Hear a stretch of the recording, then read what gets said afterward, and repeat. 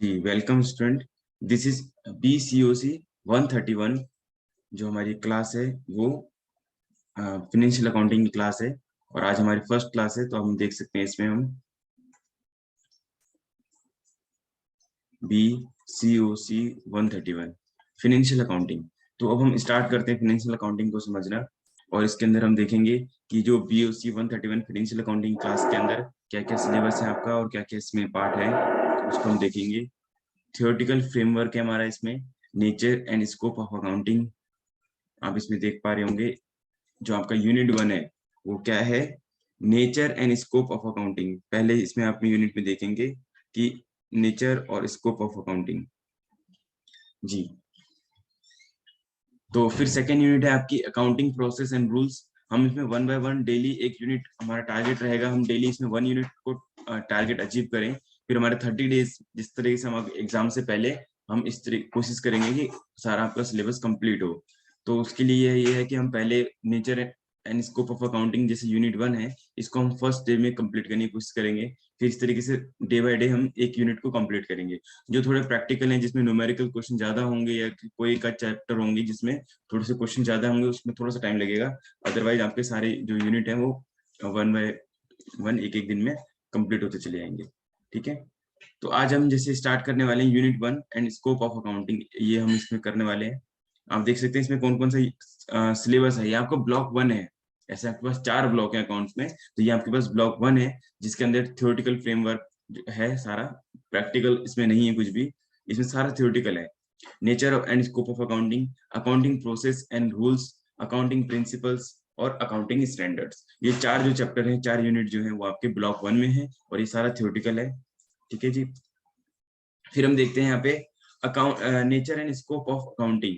तो ये जो यूनिट 1 है इसको हम थोड़ा सा और डिटेल में देखते हैं। चैप्टर के यूनिट में है कि यूनिट में हम क्या क्या पढ़ेंगे, तो थोड़ा सा इंट्रो दे रखा है इसमें कि इसके नीड्स ऑफ अकाउंटिंग, अकाउंटिंग की जरूरत क्यों पड़ी।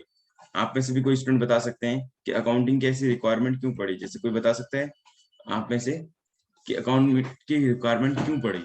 अकाउंट की रिक्वायरमेंट हम बहुत पहले से यूज करते आ रहे हैं। अकाउंटिंग जो है काफी पहले से यूज करते आ रहे हैं। हो सकता है टर्म्स आज हमने दी हो, लेकिन जो वर्ड्स हैं ये हम बहुत पहले से इसको यूज करते आ रहे हैं। कुछ हमने वर्ड्स आज धीरे धीरे ऐड होते चले गए होंगे, जैसे GST अभी ऐड हुआ, टैली ऐड हुआ, लेकिन बहुत सी चीजें हैं जो रिकॉर्डिंग जो है बहुत पहले से स्टार्ट हुई है। ब्रिटिश के टाइम में और ब्रिटिश के टाइम से पहले से जो है अकाउंटिंग होती थी। ठीक है, तो ये कुछ आपका सिलेबस है। Accounting as an information system, branches of accounting, advantage of accounting, limitation of accounting. ठीक है, best basis of accounting. Accounting जब हम करते हैं तो उसके 2 बेसिस होते हैं, एक तो कैश बेसिस होता है और दूसरा आपका अक्रूवल बेसिस होता है। तो ये 2 बेसिस होते हैं। कैश बेसिस पे हम कैश रिकॉर्ड ट्रांजेक्शन करते हैं और दूसरे में अक्रूवल बेसिस करते हैं। Qualitative characteristics of accounting informations, तो क्वालिटेटिव अकाउंटिंग इंफॉर्मेशंस के जो कैरेक्टरिस्टिक्स होते हैं वो भी हमने इसमें समझने हैं। फंक्शंस ऑफ अकाउंटिंग, ये भी हमें इसमें करना है। तो कुछ चीजें हैं इसमें। तो चलिए आइए हम स्टार्ट करते हैं बेसिक ऑब्जेक्टिव से। थोड़ा सा इसको समझ लेते हैं क्या है ये आपका ऑब्जेक्टिव्स हैं, यानी कि इस ऑब्जेक्टिव्स को समझते हैं इस यूनिट का। ये जो ऑब्जेक्टिव्स है, अकाउंट के ऑब्जेक्टिव्स नहीं है।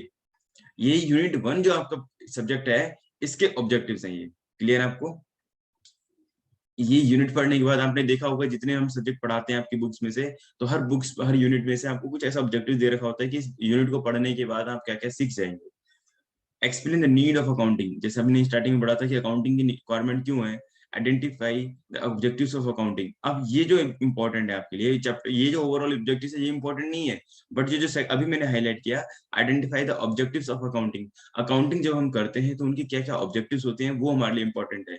क्या हम अकाउंटिंग करने के बाद हम क्या क्या टारगेट, क्या क्या अचीवमेंट हम अचीव करते हैं, क्या क्या चीज गोल्स हम अचीव करते हैं, वो हमें यहाँ पे इंपॉर्टेंट है। Describe accounting as an information system. Accounting एक इंफॉर्मेशन सिस्टम की तरह होता है, वो हमें वो सारी इंफॉर्मेशन प्रोवाइड करता है जिसके बेसिस पे हम डिसीजन लेते हैं।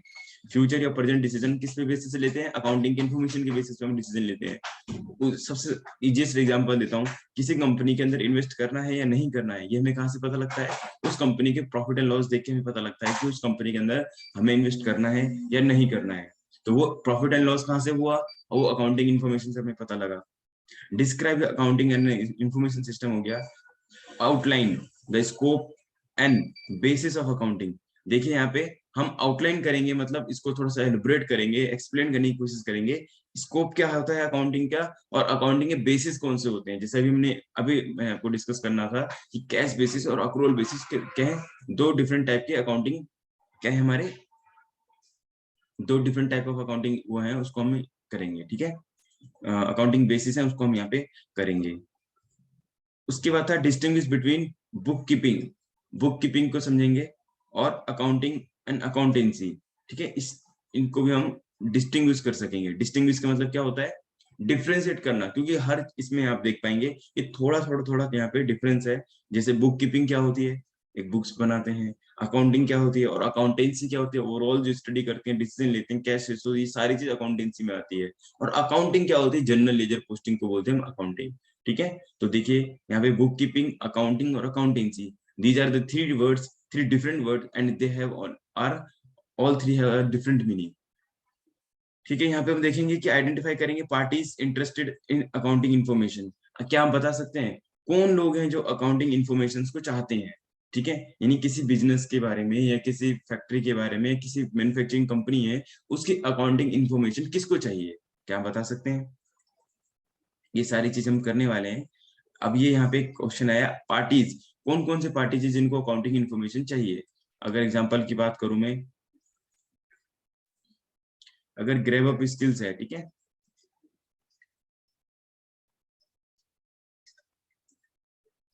अगर इसके बुक्स ऑफ अकाउंट है, इसके बैलेंस शीट बनेगी, इसका पीएनएल बनेगा। ठीक है, ये पीएनएल है इसका, और ये इसका बैलेंस शीट है। ठीक है, बैलेंस शीट अभी ऐसे वाला बैलेंस शीट बना लेते हैं। अब इसमें इसके असेट्स लाइबिलिटी वगैरह लिखे हैं, इसमें सारे इसके इनकम एंड एक्सपेंडिचर लिखे हैं, यहाँ से इनका प्रॉफिट एंड लॉस आया। ठीक है,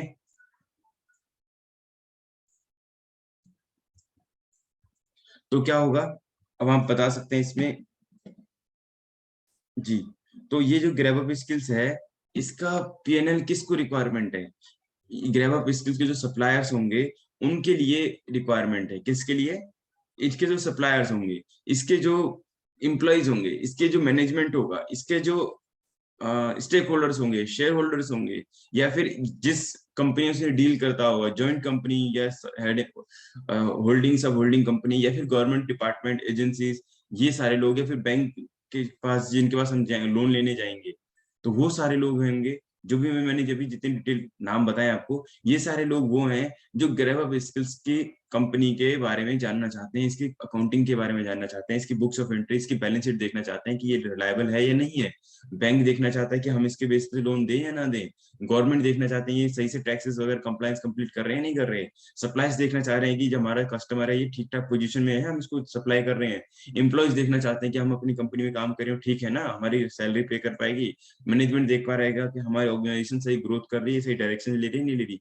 इस प्रकार से मैंने आपको इंटरनल एक्सटर्नल कुछ ऐसे पार्टीज के नाम बताए जो इंटरेस्टेड है अकाउंटिंग इन्फॉर्मेशन को देखने के लिए। ठीक है, तो मैंने यहाँ पे था, जैसे हेडिंग थी यहाँ पे, ऑब्जेक्टिव था, इसमें हमें पढ़ना भी है आगे। वो क्या था आपका कि पार्टीज, क्या था आपका, आइडेंटिफाई द पार्टीज, ये देखिए पार्टीज लिखा है यहाँ पे, interested in accounting information, accounting information के लिए इंटरेस्टेड है, तो वो describe the function and info, function and information branches of accounting. क्या पढ़ेंगे इसमें हम, functions and importance of branch, accounting के ब्रांचेस हम इसमें समझेंगे। डिस्क्राइब द एडवांटेज, क्या समझेंगे इसमें हम, एडवांटेज देखना है इसमें, एंड लिमिटेशन ऑफ अकाउंटिंग। देखिए अकाउंटिंग बहुत अच्छा है, बट उसके फिर भी अकाउंटिंग के कुछ लिमिटेशंस भी हैं और कुछ उसके एडवांटेजेस भी हैं। तो अकाउंटिंग जो हम करेंगे, या अकाउंटिंग के हम बारे में क्या देखेंगे, एडवांटेज देखेंगे। एडवांटेज मीन्स है कुछ ऐसी चीजें जो अकाउंटिंग के थ्रू द अकाउंटिंग पॉसिबल हुआ और बहुत एडवांटेज है अकाउंट का, हर किसी को अडॉप्ट करना चाहिए। और दूसरा है लिमिटेशंस, लिमिटेशन मतलब अकाउंटिंग की कुछ लिमिटेशंस भी होती हैं, उसको भी हम समझेंगे। वैसे ऑलमोस्ट आज की डेट में हर कोई अकाउंटिंग को अडॉप्ट करता है। पहले होता था कि, अभी भी बस बहुत छोटे लेवल के लोग होंगे, जैसे बहुत छोटे स्केल पे उनकी दुकान है, समोसे कचौड़ी, ये लोग अकाउंटिंग यूज नहीं करते होंगे, अदरवाइज सब लोग यूज करते हैं। ऐसा कोई नहीं है जो अकाउंटिंग बुक्स ऑफ अकाउंट नहीं बनाता हो। डेली के परचेज, सेल्स कितना हुआ, से परचेज कितना हुआ, लॉस कितना हुआ, यह सारी चीज रिकॉर्ड करते हैं। ठीक है, ये सब सब छोटी छोटी शॉप भी अपनी अकाउंटिंग बनाता है। हाँ, थोड़ा सा डिफरेंट हो सकता है वो, एक प्रॉपर या इंटरनेशनल लेवल का कि गैप को अडॉप्ट करता हो, स्टैंडर्ड फॉलो करता हो, ऐसा न भी हो तो भी वो एक लिख करके सारी चीज करते हैं। रिटर्न में रहता है वो चीज इंपॉर्टेंट होती है, वो चीज हमें लॉन्ग टाइम तक हमें याद रहती है। एक उसके बाद हम करेंगे state the qualitative characteristics of accounting.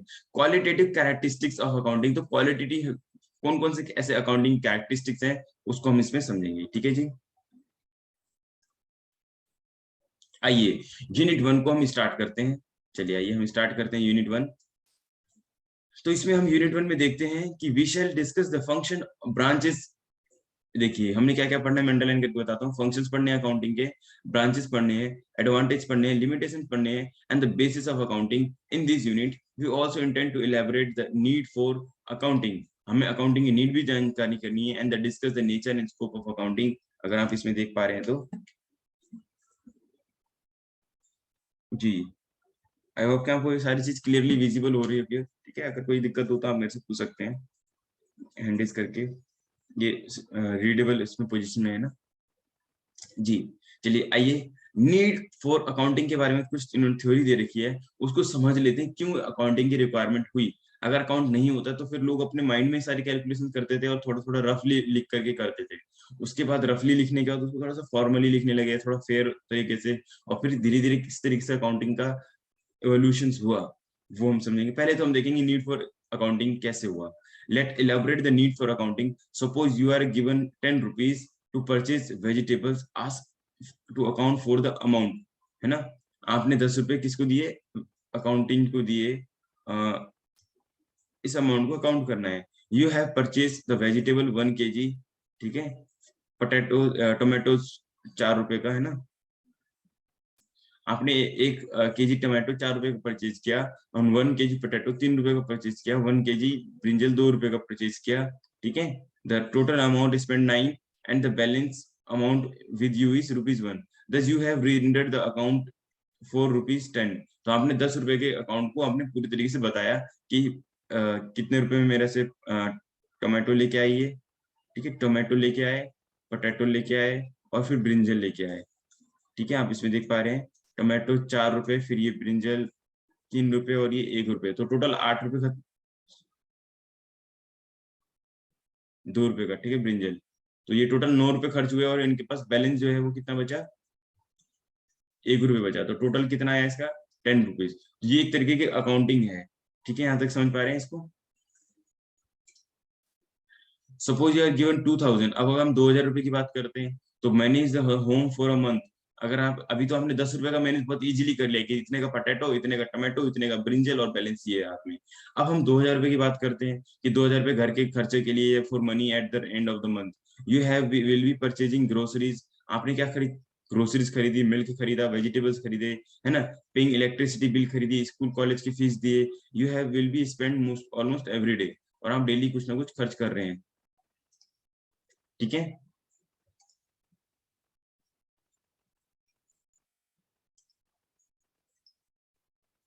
तो every day, in that case it is possible to remember, in that case it is possible to remember all payment। ये रिमेम्बर करना थोड़ा इम्पॉसिबल हो जाता है, इतना पॉसिबल नहीं होता है, इतना easy. You are making every day and render account at the end of the month. और फिर आपको अगर एंड ऑफ द मंथ आपसे पूछा जाए कि बताइए आपने कैसे कैसे क्या क्या खर्च किया, तो अब आपको एक पर्ची बनानी पड़ेगी, जैसे हमारे घरों में मम्मी या पापा या कोई बनाते होंगे भैया, कि पूरे मंथ का एक एक्सपेंडिचर बनाते होंगे। No, it is not possible. Remember specially when the number of payments are more. यहाँ पे नंबर ऑफ पेमेंट ज्यादा हैं, इसलिए आप 2000 रुपए की अकाउंटिंग नहीं कर पा रहे हैं, ठीक है। अगर यही अब 2000 की बात थी, अभी 1000 10,000 लैक्स में जाएगा, तो फिर और अकाउंटिंग इसकी पॉसिबल इम्पॉसिबल हो जाएगी। अभी जैसे कि दैट इज 2000 की बात करें number payment, but the case business is different. अगर आप अब बिजनेस की बात करते हैं तो आप तो लाखों का टर्नओवर हो जाता है महीने भर में। In business you may have a purchase and sale hundreds and thousands of times. कितनी एक वहां पे एक सेल नहीं होती है, वहां पे 1000 से ऊपर होती है सेल्स। ये कहना चाह रहे हैं कि 100 या थाउजेंड्स ऑफ टाइम होता है over. You will have a number of receipt and number of payments. आपके पास बहुत सारे नंबर ऑफ रिसिप्ट और बहुत सारे नंबर ऑफ पेमेंट्स होंगे जिनको आपने करना है, ठीक है। अब यहाँ पे क्या, which have taken place in your business. आप इस तरीके से समझ सकते हैं कि इस सारी इन चीजों को कैलकुलेट करना impossible to calculate net effect. और फिर अगर उसका नेट इफेक्ट भी निकालना हो कि हमें लॉस हो रहा है या प्रॉफिट हो रहा है, ये भी निकालना हमारे लिए क्या होगा, थोड़ा सा इम्पॉसिबल हो जाएगा। इन सब चीजों से आपने देखा कि हमारी अकाउंटिंग क्यों जरूरी हुआ। चलिए आइए अब हम स्टार्ट करते हैं ऑब्जेक्टिव्स ऑफ अकाउंटिंग के। अकाउंटिंग के क्या क्या ऑब्जेक्टिव्स हैं जो हमारे बुक में दे रखे हैं, उसको हम पढ़ेंगे वन बाय वन। ऑब्जेक्टिव जैसे अकाउंटिंग करते हैं तो नॉर्मल कोई भी अकाउंटिंग करता है तो कुछ कुछ के ऑब्जेक्टिव्स होते हैं। तो पहला ऑब्जेक्टिव है कि कीप सिस्टमेटिक रिकॉर्ड। तो पहला ऑब्जेक्टिव आपका क्या है, कीप सिस्टमेटिक रिकॉर्ड। आप बता सकते हैं सिस्टमेटिक रिकॉर्ड क्या होता है, आप सोचिए बताएंगे।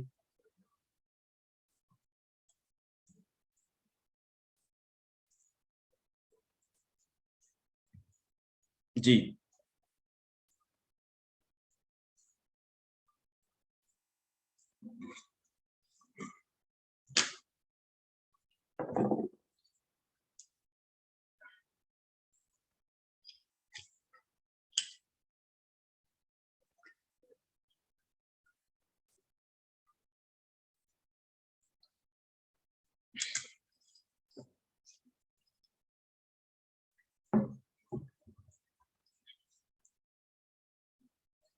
जी।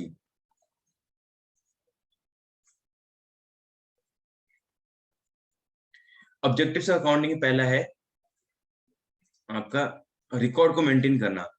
To keep systematic record, accounting is done to keep, यहाँ पे थोड़ा डिस्टेंस है, to keep a systematic record for financial transactions like purchase of goods, sale of goods, cash receipt and cash payment. Systematic record of various aspect, यहाँ पे various aspect को हम systematic तरीके से रिकॉर्ड करते हैं। लाइबिलिटीज को रिकॉर्ड करते हैं, बिजनेस इज ऑल्सो मेंटेन, और बिजनेस को भी हम अच्छे से मेंटेन कर पाते हैं। तो आपका पहला ऑब्जेक्टिव है टू कीप सिस्टमैटिक रिकॉर्ड। अब आपको याद रहना चाहिए टू कीप सिस्टमैटिक रिकॉर्ड, पहला ऑब्जेक्टिव क्या है अकाउंटिंग का, सिस्टमैटिक तरीके से रिकॉर्ड करना ट्रांजेक्शन को, ठीक है। सेकंड ऑब्जेक्टिव क्या है हमारा, बता पाएंगे आप।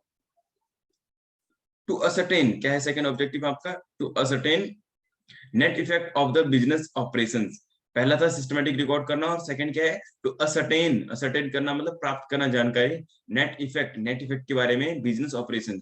जो भी बिजनेस ऑपरेशन हम कर रहे हैं तो उसका नेट इफेक्ट क्या होता है, कि नेट हमें क्या हुआ, लॉस हुआ या हमें प्रॉफिट हुआ। हमने काफी सारी पिछले महीने में, एक महीने में या एक किसी पीरियड में काफी सारी हमने सेल्स करी, काफी सारी हमने परचेज करी, बहुत सारी हमने ट्रांजेक्शन करी, कुछ हमने उधार सेल किए, कुछ उधार हमने लिए, है ना, कुछ हमें लॉस भी हुआ होगा इधर।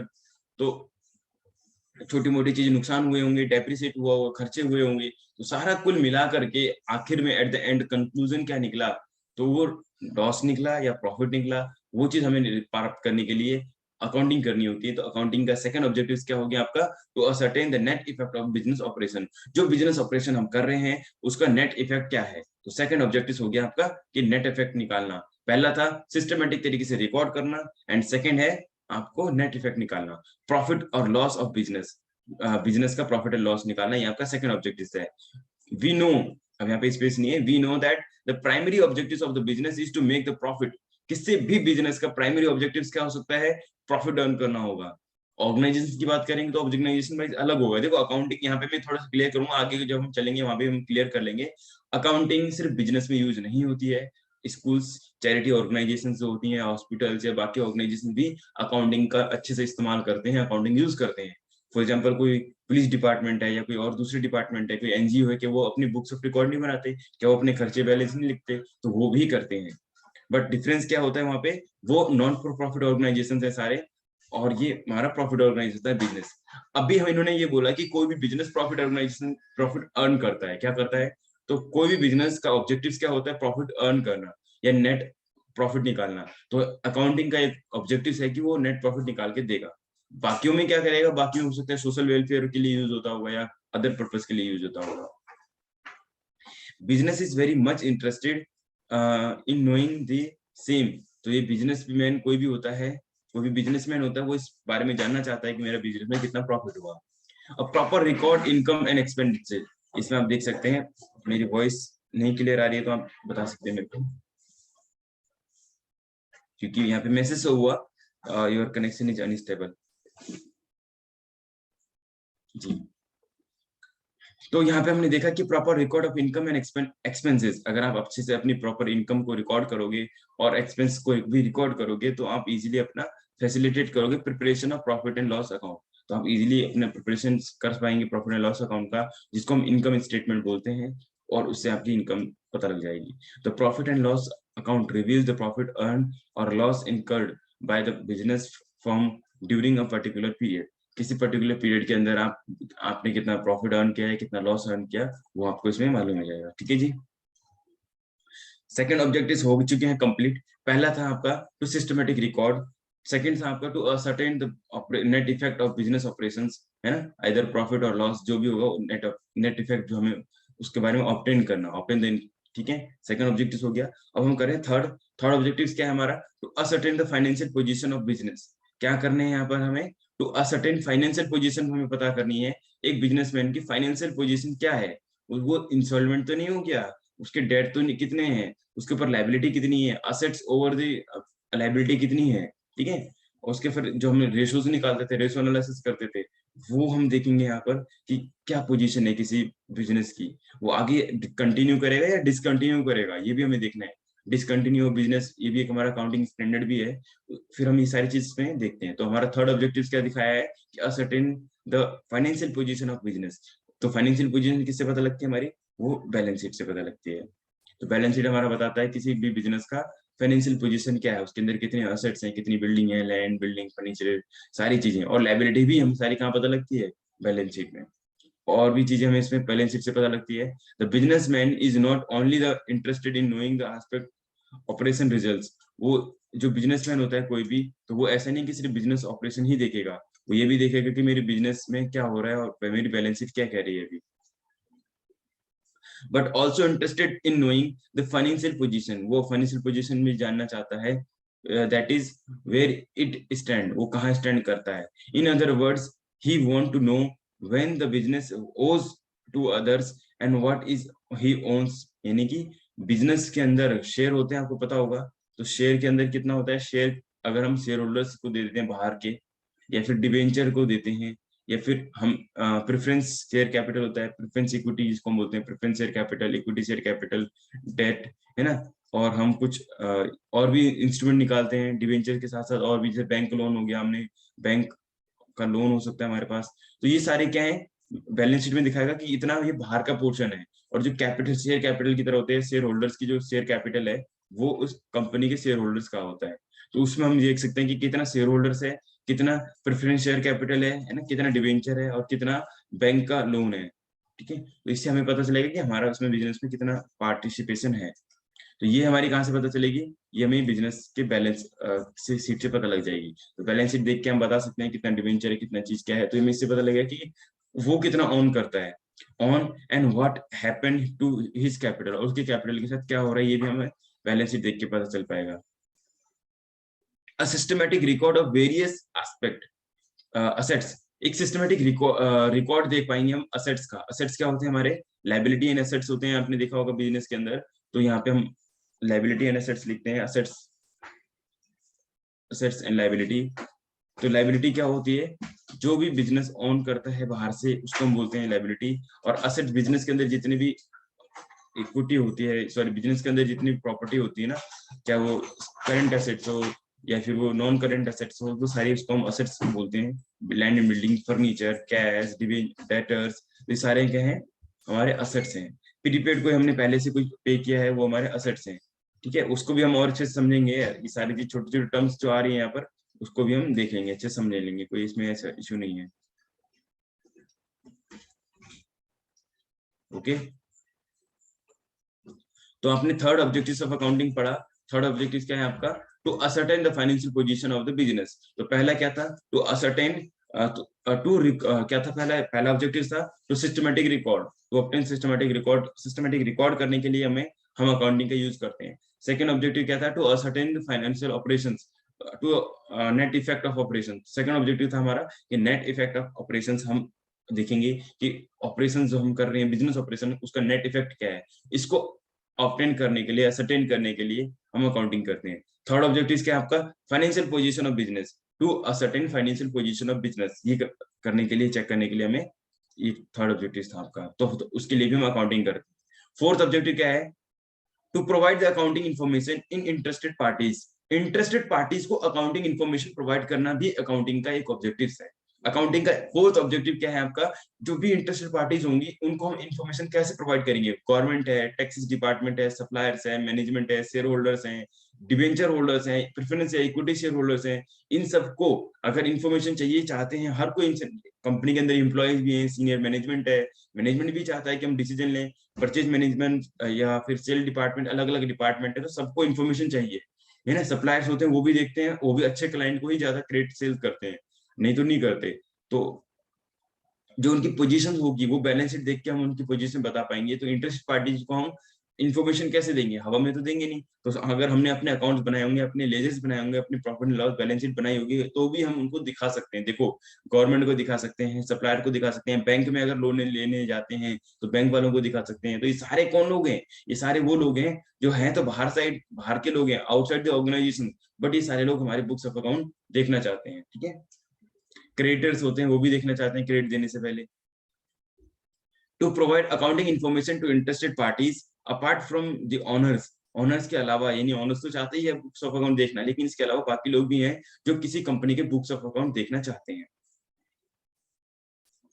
In knowing the about the business such as the management, the bank and creditors, the tax authority, etc. For this purpose, accounting system has to be furnished the required accounting information। ठीक है।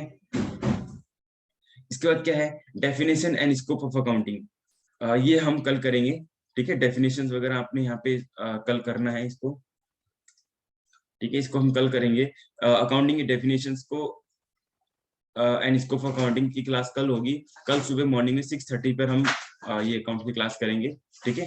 और अब हम जून का जो पूरा month है ना, जून 1 से हमने क्लास स्टार्ट करी है, तो 30 जून तक आपका पूरा सिलेबस कंप्लीट हो जाएगा, ठीक है। अमेरिकन अकाउंटिंग स्टैंडर्ड इस तरीके से इसको डिफाइन करता है। अकाउंटिंग एज द प्रोसेस क्या है? इन्होंने जो डिफाइन किया है, accounting as the process of identifying, measuring and communicating economic information to permit informed judgment and decision by users of information। This definition, इस तरीके से एक आपने ये डेफिनेशन देखी, एक और आपने देखी होगी, accounting is art of classifying summarising, है ना, एक वो वाली डेफिनेशन है। तो देखेंगे, इसको हम कल की क्लास में कवर करेंगे।